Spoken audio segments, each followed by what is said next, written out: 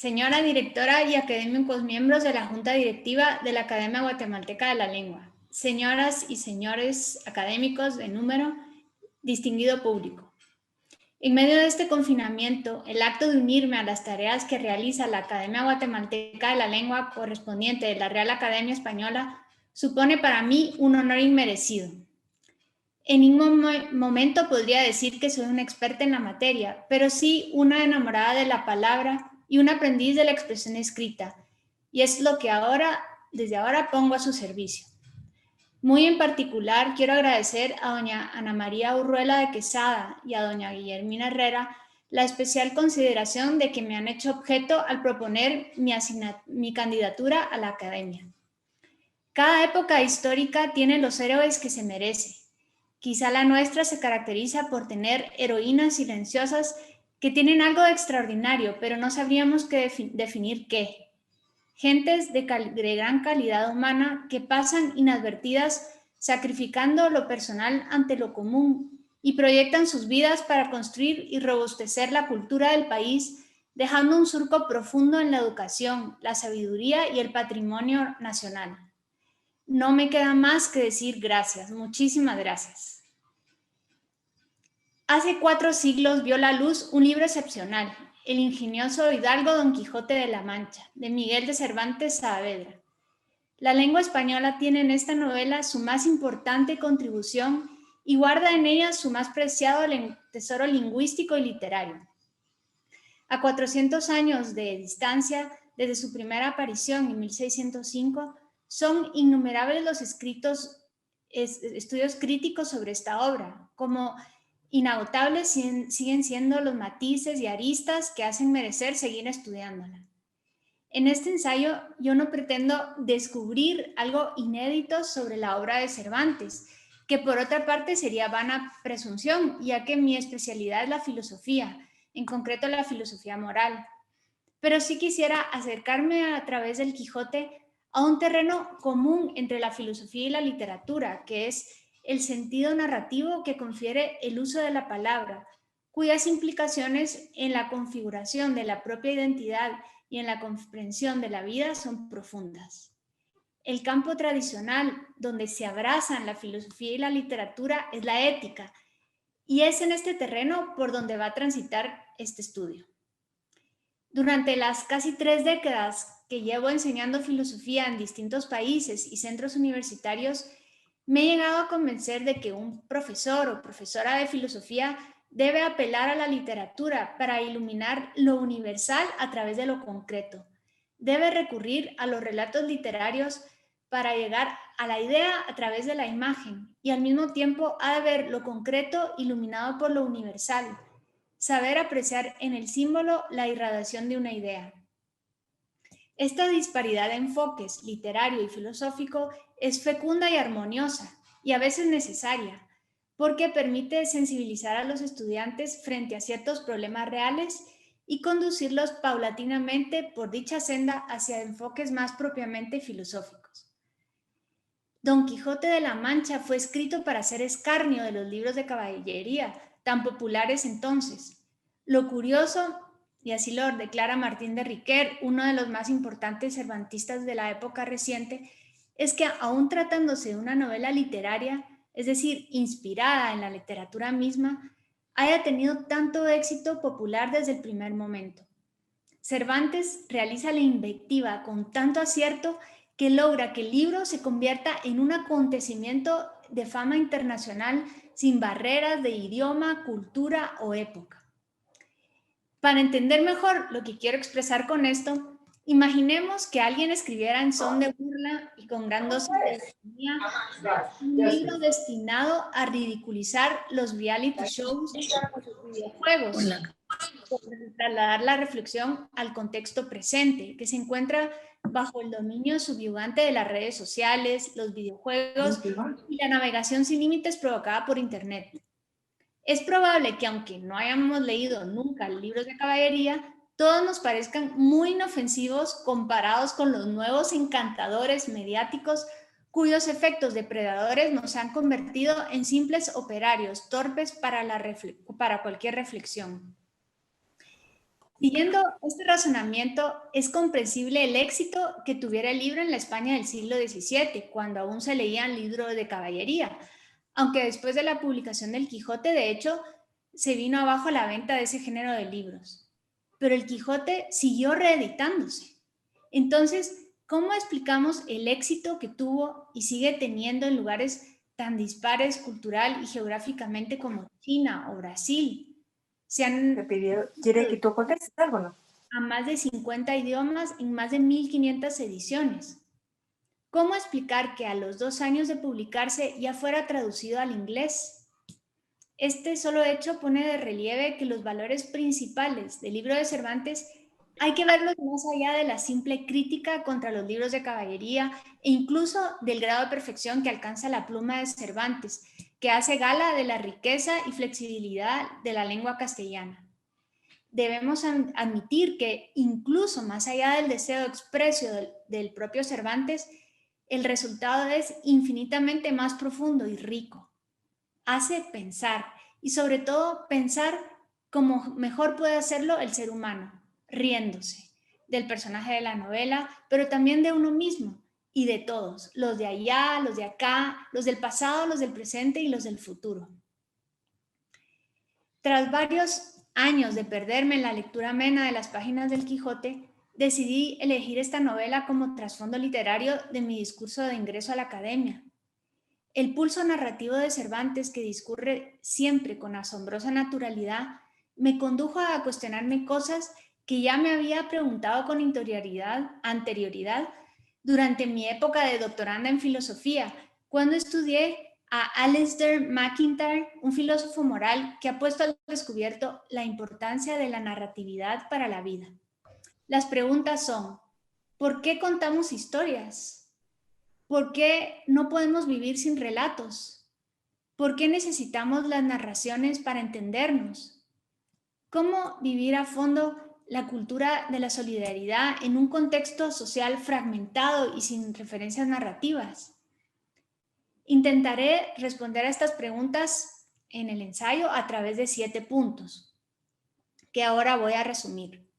En primer lugar, he querido, como ya dije, unir filosofía y literatura, ya que tanto la una como la otra trabajan con palabras y ambas aspiran a la verdad, lo único capaz de dar sentido a las palabras.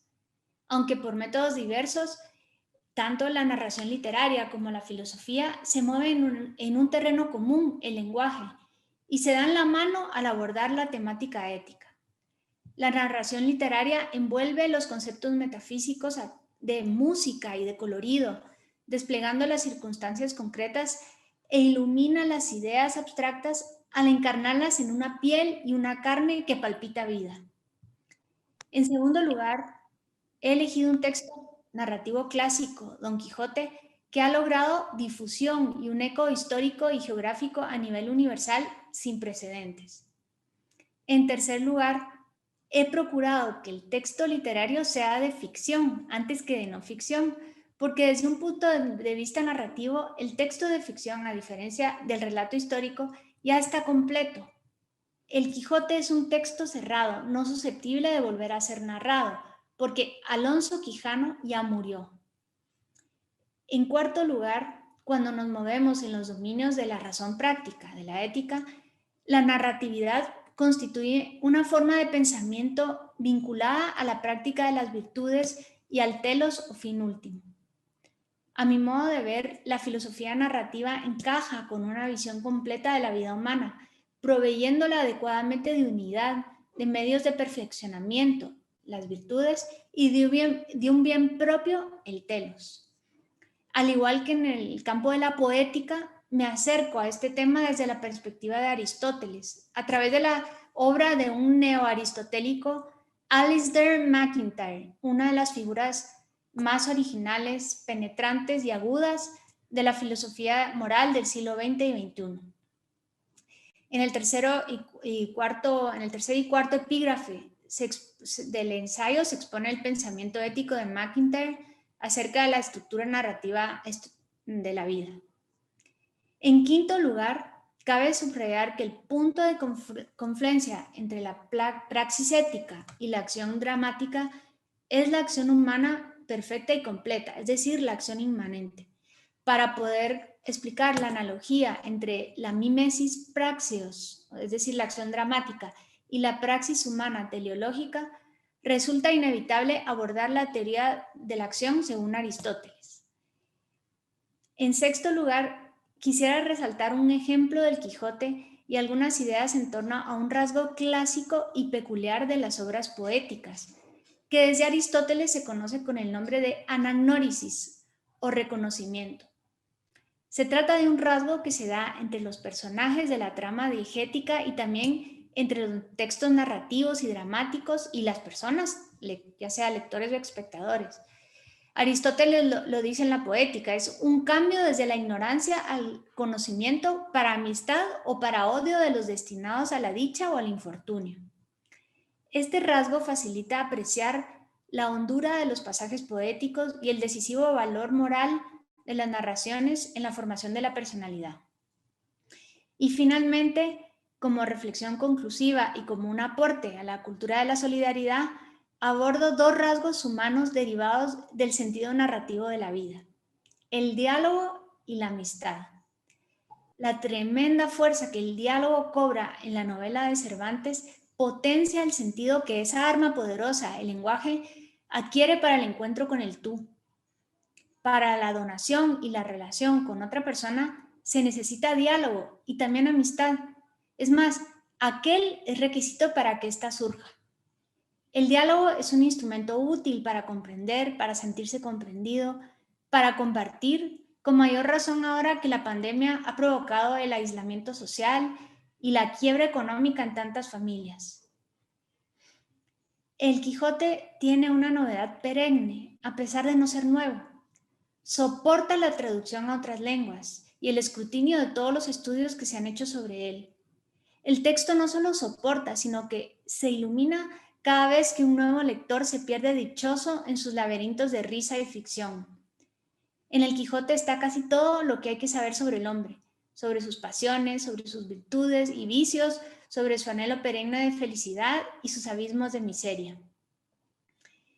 El modelo que ofrece el Quijote presenta una característica particularmente interesante, porque en la propia novela aparecen como virtualmente operativos personajes de ficción. El lector presiente durante la lectura que está ante un fenómeno literario inusitado, una literatura dentro de otra literatura. El relato mismo se pone en boca de un ficticio autor morisco llamado Cide Hamete Benengeli, y los lectores contemporáneos del Quijote, el bachiller Sansón Carrasco y los duques, parecen pasearse a sus anchas por sus páginas junto a los héroes de los libros de caballería como si fueran personajes reales.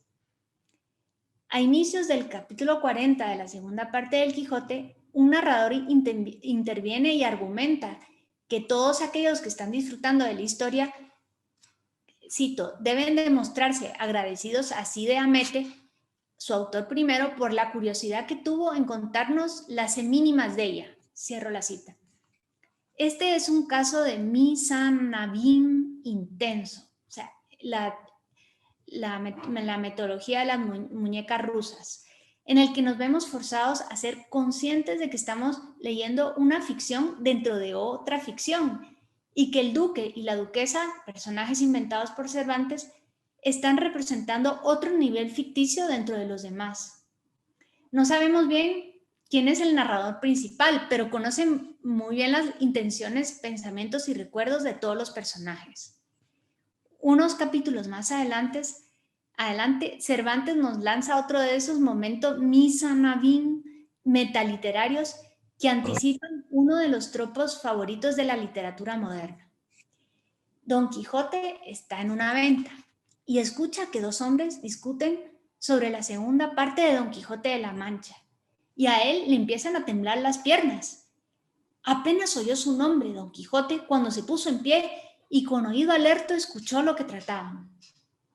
Este es un momento maravilloso de anagnórisis y de ficción literaria, porque los nobles están leyendo El Quijote apócrifo de Avellaneda, publicado en 1614, y le dan el libro a Don Quijote para que lo revise.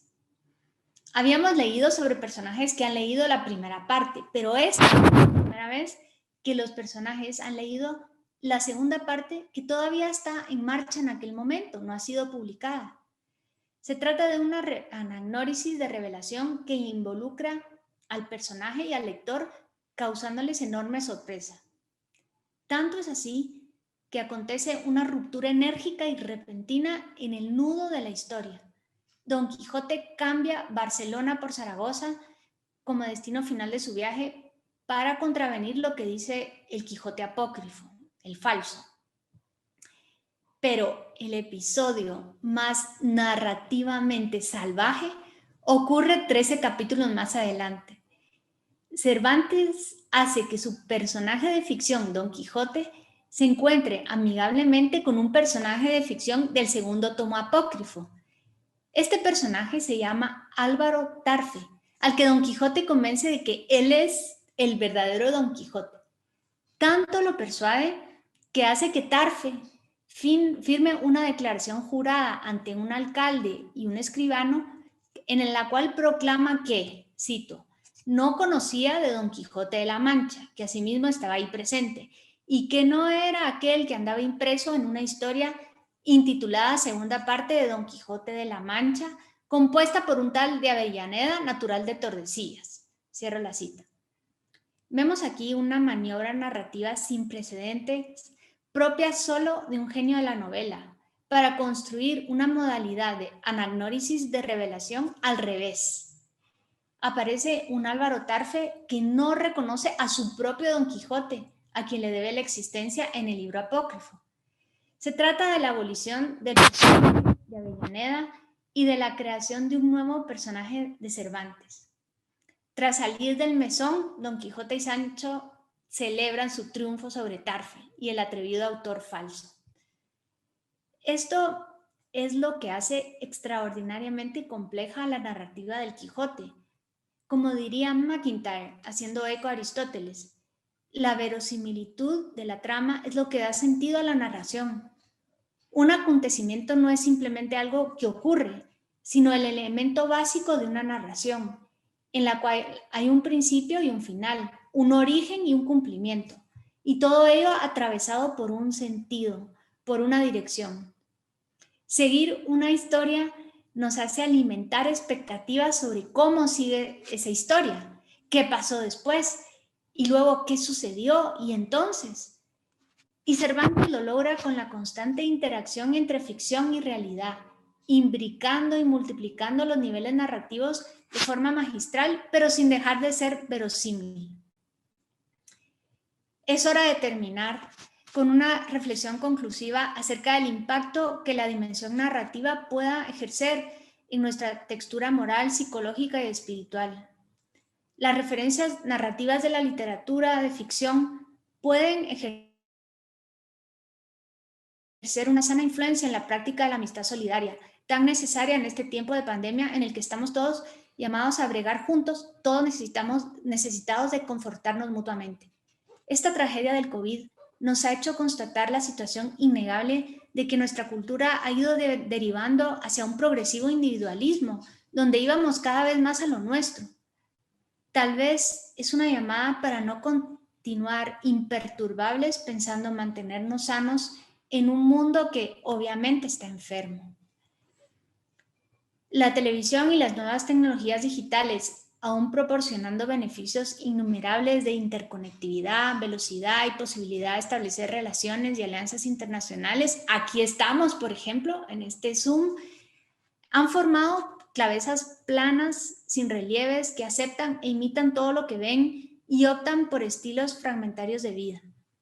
Hoy, más que nunca, se ve necesario el recurso a referencias narrativas para acceder a dimensiones de la realidad que son decisivas para encontrar sentido a la vida. Un texto de MacIntyre es revelador en este sentido. El hombre, cito, es esencialmente un animal que cuenta historias. A storytelling man, un contador de historias que aspira a la verdad. El hombre no es un mero contador de historias como un pasatiempo entretenido, sino que contando historias debe encontrar su verdad, pues es la verdad la que otorga a la narración, sobre todo a la de nuestra vida, profundidad y densidad de sentido. Esta capacidad de apertura y diálogo que Cervantes plasma en sus personajes puede conectarse con la filosofía narrativa de MacIntyre. Por ejemplo, Don Quijote y Sancho, uno es un campesino, el otro es un hidalgo venido a menos, pueden dialogar porque viven dentro de una estructura narrativa única. Aunque pertenezcan a niveles sociales diferentes, viven en universos conceptuales semejantes, comparten religión católica y moral cristiana, y su narrativa bebe de la misma fuente que brota de una cultura en la que se refleja un imperio que cae de la grandeza a la decadencia, lo que hace a ambos melancólicos y más bien pesimistas acerca de la condición humana. Pese a sus diferencias caracterológicas, según van actuando, van narrando relatos cada vez más parecidos y compatibles entre sí, tanto que llega un momento en que se invierten las posiciones de partida, lo que Américo Castro llamó sanchopancización de Don Quijote y Don Quijotización de Sancho. El caballero andante va atemperando sus fantasías aventureras al tiempo que el escudero va acentuando su vocación hacia la vida caballeresca. En el capítulo 59 de la segunda parte, Sancho disuade a Don Quijote del suicidio. Cito: «Sepa, señor, que no hay mayor locura que la que toca en querer desesperarse», y le sugiere que intente dormir. Don Quijote obedece. Cito: «pareciéndole que las razones de Sancho eran más de filósofo que de mentecato». Cierro la cita. Al inicio decía que contar historias es el mejor medio de conocimiento moral y de educarnos en las virtudes. Empero, hay una única historia que vale la pena relatar con acierto y cuidado, la historia de nuestra vida. Si no es digna de ser narrada, si no es una vida dedicada al servicio de los demás, en primer lugar, los amigos, si no es una vida empleada en proteger al desfavorecido, no estará integrada en una narración con sentido. El desafío de una vida humana será la de configurar una vida digna de ser narrada, por la misión que llevó a cabo, por la fidelidad a su vocación, por el influjo irradiador en los demás. Y deseo concluir esta presentación con 3 invitaciones para lograr la práctica de la solidaridad en nuestras vidas, en esta etapa que recorremos en confinamiento y distanciamiento social a causa del coronavirus, que, como han dicho los expertos, ha venido para quedarse. Frente a la prisa que la globalización ha imprimido en nuestro modo de vivir y en nuestro espacio interior, calma. Vale la pena cultivar la propia interioridad, dedicar tiempo a la reflexión y al estudio. Frente al desmesurado afán de éxito y al descarte de los fracasados, humanismo. Y frente al ruido que nos impide poder estar solos, silencio. La amistad requiere de momentos de silencio, actitud contemplativa, mirada abierta y receptiva. Muchas gracias.